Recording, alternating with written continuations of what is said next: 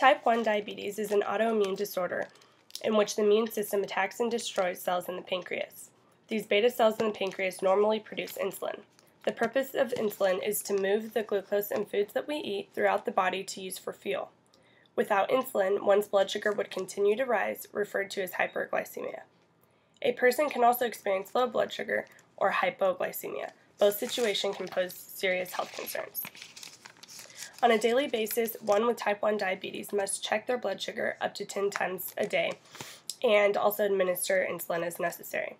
A person checks their blood sugar by pricking their finger and putting a drop of that blood on a test strip.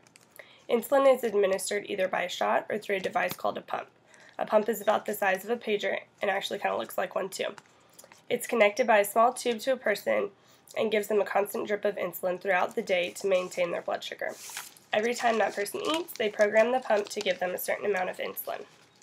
Type 1 diabetes is a maintenance disorder that must be carefully monitored. My sister was diagnosed with type 1 diabetes when she was 9 years old. Imagine being in middle school or junior high and having to check your blood sugar or inject insulin before lunch or at recesses. Or being in high school and having to deal with your pump being attached to your stomach during sporting events or when you go to the pool.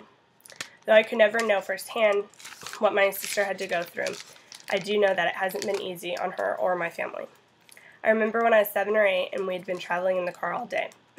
My sister didn't feel good, so we stopped and she went to the bathroom. Luckily, my mom followed her in because she had passed out on the floor. Her blood sugar was low. My mom gave me money and calmly asked me to go stand in line at the McDonald's and get an orange juice or soda. At the time, I didn't even know the seriousness of the matter, but my mom must have been so scared. It has been a rough 16 years for my sister, but she's really doing well right now.